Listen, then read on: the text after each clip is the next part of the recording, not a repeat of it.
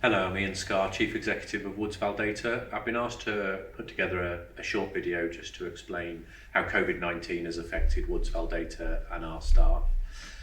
For those of you that don't know us, Woods Valldata is a privately owned company. We have around 150 employees and we work across multiple fundraising channels, and we work for over 60 UK charities. We first realised that there was a big problem coming up with the pandemic as early as the end of February. So we had our first incident management team meeting then, where we declared that we had a major incident. As a business, we plan a lot anyway. So when we have something like that, we can plan calmly and clearly, which we did. I think what was very hard in the very early days was we were planning without really knowing what our clients would do or what the government may announce. And remember, this is kind of end of February, early March, I'm talking. So all we could really do was plan for several scenarios and be prepared to be flexible and be prepared to change plan if we needed to. So just be ready to respond to the changing circumstances.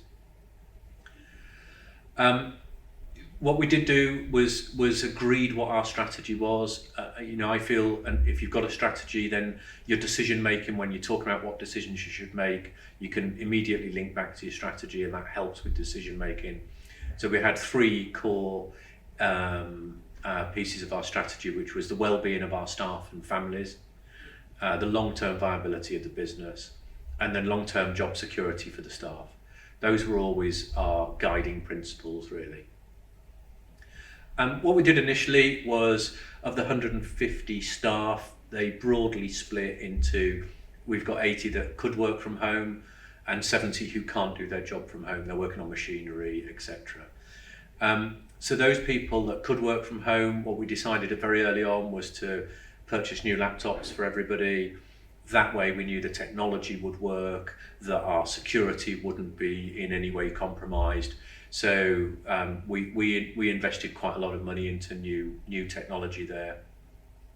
We introduced a 2-metre rule from day one, which we achieved in all areas. We've got quite a large building, so we were able to do that. And we policed that strictly. We introduced additional round-the-clock cleaning, so every door handle, every desk, daft things like milk bottle tops and handles, everything was cleaned on a rota all day, every day, and that's still the case now. We reworked all the office and production area spaces to achieve the 2-metre social distancing.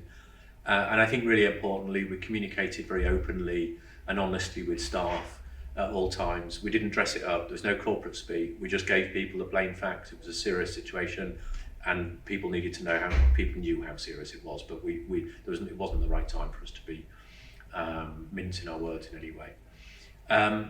Additionally, on top of those other measures, we introduced airport-style temperature checks. So every member of staff gets a temperature check when they come in the building every day. And we're just introducing now some wearable technology that alerts users if they're within 2 meters of a colleague.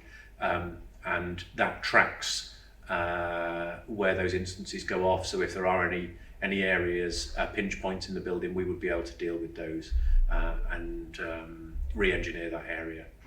So we did a lot initially to try to get ready for the pandemic.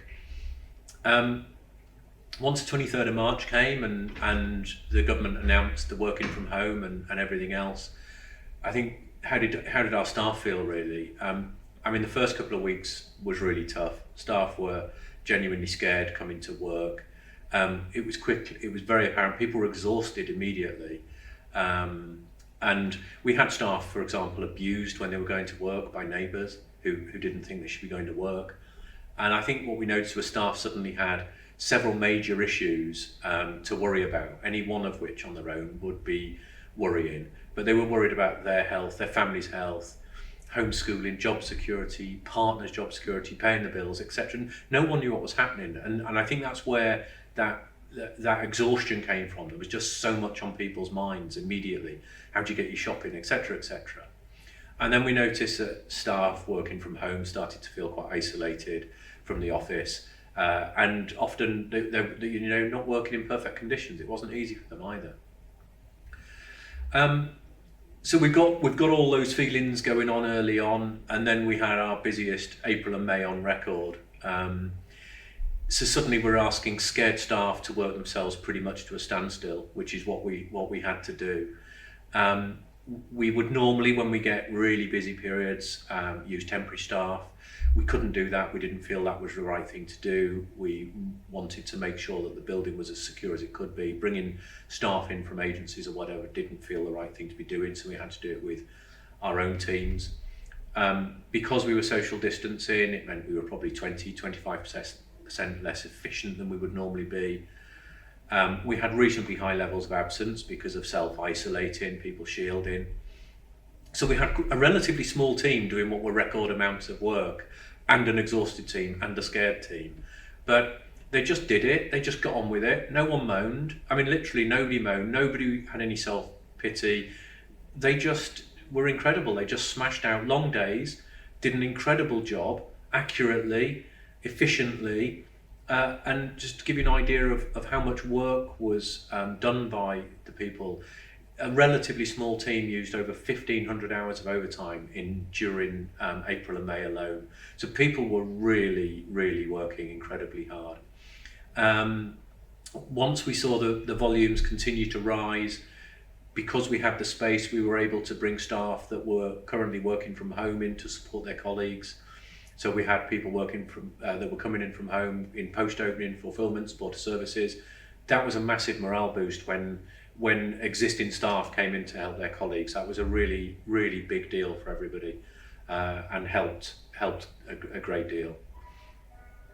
I think as time went on, things settled down. We put in a huge amount of effort as a business to try and make people feel as safe as possible. We kept communicating our progress, kept people up to date with everything. And I felt we had the trust of staff. I think staff knew we were doing everything that we could to help them in every way that we could. An example of that was, it was quite apparent early on that a lot of people were struggling to homeschool children. Don't forget, they were also working ridiculous hours for us, so homeschooling was very difficult. So we employed 2 teachers, and we set up a homeschooling service where staff of all children of all staff were able to go onto Zoom calls with qualified teachers and get the home learning and the homeschooling that they needed and required. So we did as much as we could to really make as big a difference as we could to staff. On top of that, we had a huge amount of support from clients.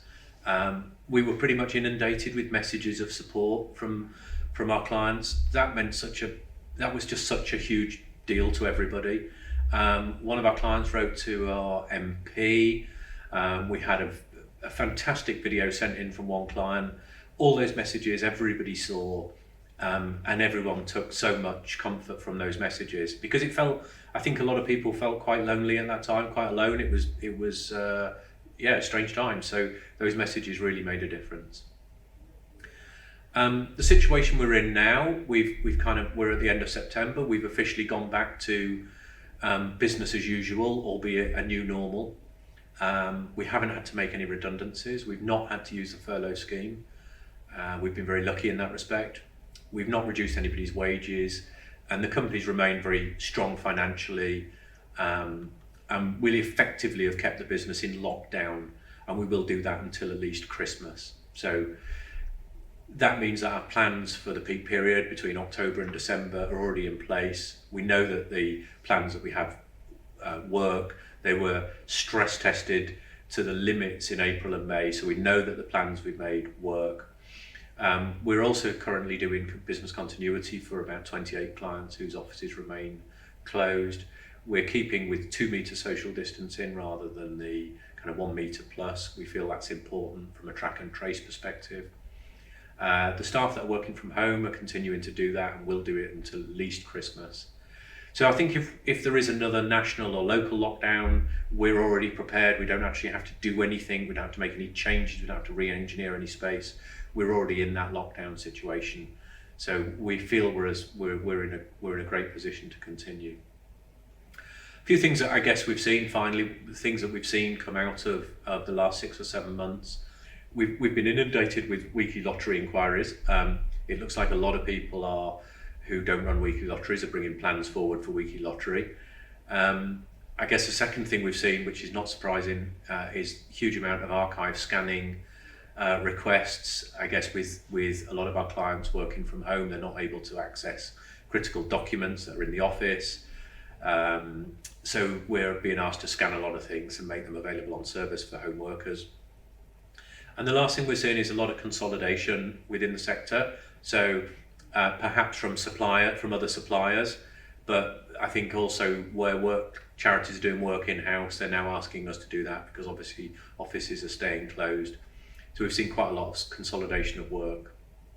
Hopefully that's a 10-minute insight into how COVID-19 has affected Woods Valldata, the plans we've put in place and the plans that we have in place going forward for the future. Thank you.